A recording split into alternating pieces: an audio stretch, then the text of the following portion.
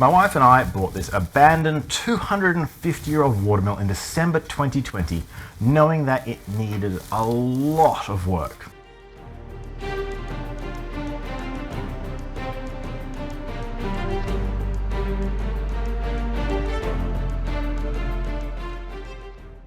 The worst part of the mill is the kiln.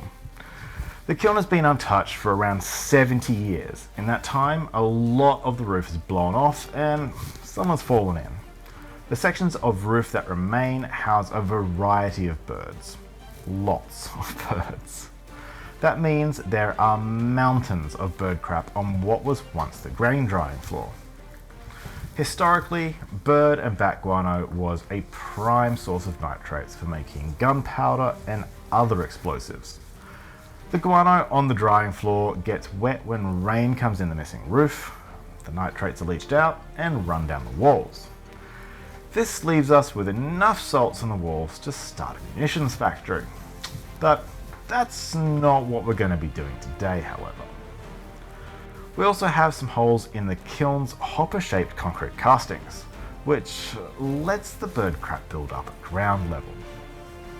It's finally time to start dealing with the kiln, so we're going to make the world's worst DIY indoor pool.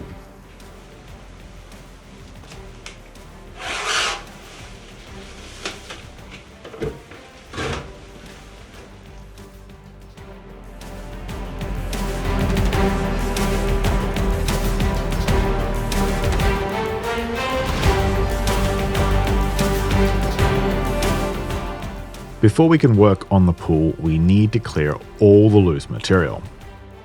We're told the previous owners removed a huge amount of bird guano from this level, but in the years since, more has built up. We were told there is bedrock just below the loose material, but given the shale layer I found when setting up the weather station, I was a little skeptical. Figuring out whether there is bedrock or shale under the guano is a major reason we need to clear the kiln sooner rather than later. We will need to know this for the second building warrant once our second planning application is granted.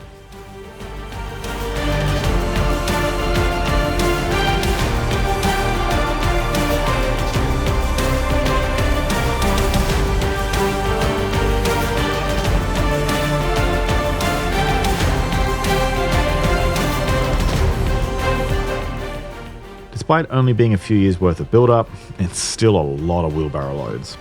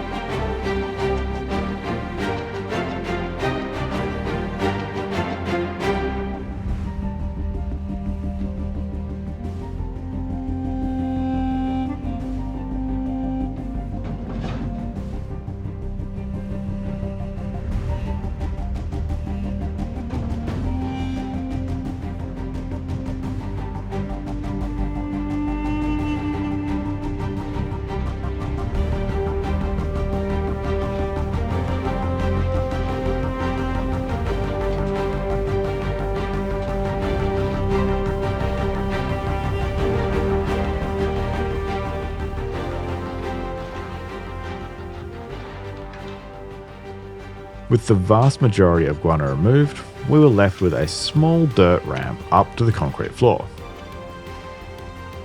I have no idea why the concrete only extends as far as it does. The dirt is mostly clay, but has a lot of rocks in it, so it's probably the original dirt floor. It's very similar to what we found behind the mill when we dug the trench for the power cables and water pipes for our water supply. The dirt probably hasn't been disturbed for over 100 years, so it needs to be broken up before it can be shoveled away. This little ramp was another 12 or 15 wheelbarrow loads.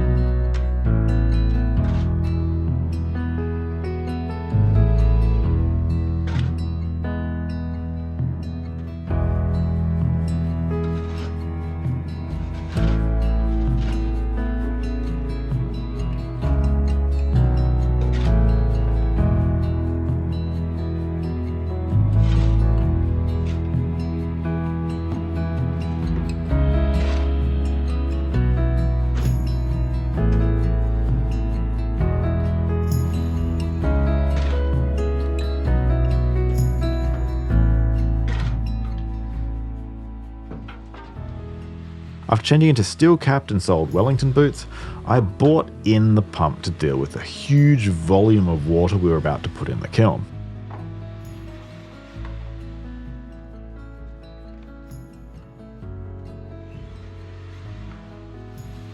Having previously automated our water supply and added a booster pump came in very handy when hosing down the kiln.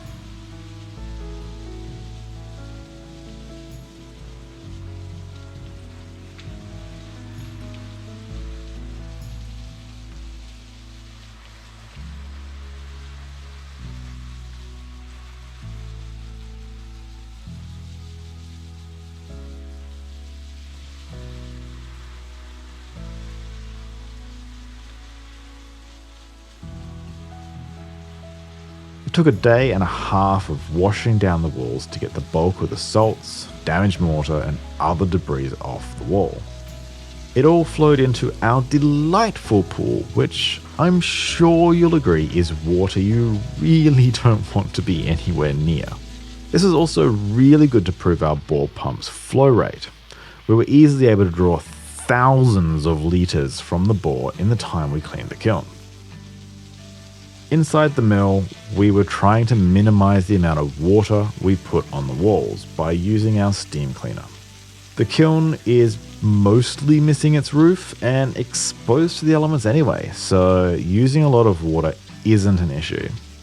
With the volume of salt and other nasty stuff leached from the bird guano above covering the walls, we needed very high volumes of low pressure water to dissolve it and clear it away.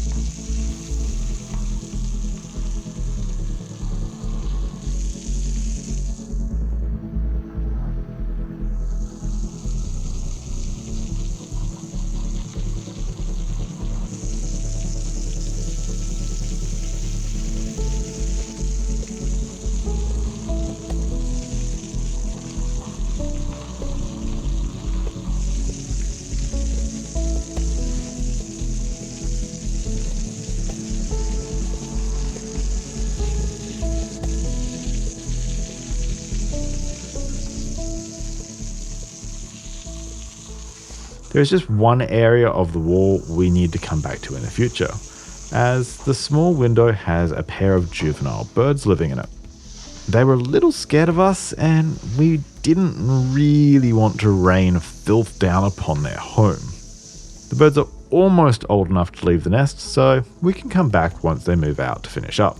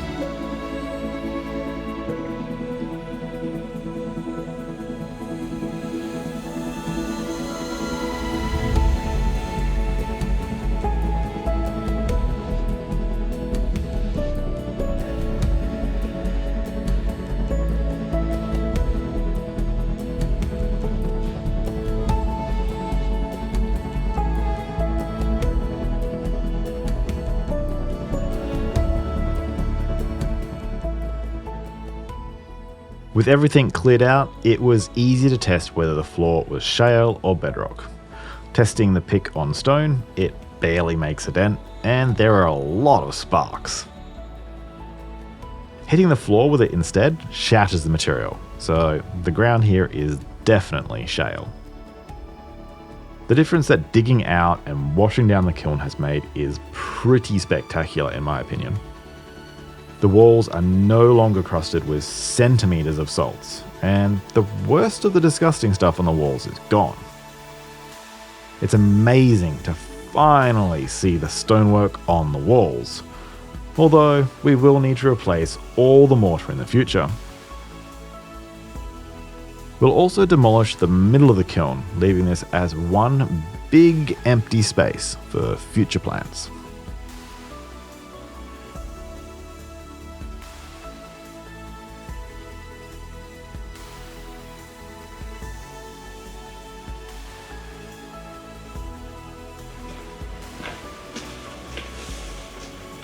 Phew. That was a lot of work, but I think you'll agree the difference is pretty incredible. We'll be steam cleaning the walls in the future, but that will be after we've demolished the internals of the kiln. We're still waiting on the building warrant to be issued before we can do any demolition or work on the roof. This is still a pretty new channel, and YouTube doesn't recommend it to very many people yet. As you've made it this far in the video, I want to ask you to help us out. It would be amazing if you could share this video or any other of our videos that you enjoyed on any relevant social media groups or forums you participate in to help people make their way to our content. Taking a few minutes to share our content would really help the channel and mean a great deal to us. Thanks for watching. I hope you'll join us on our next video.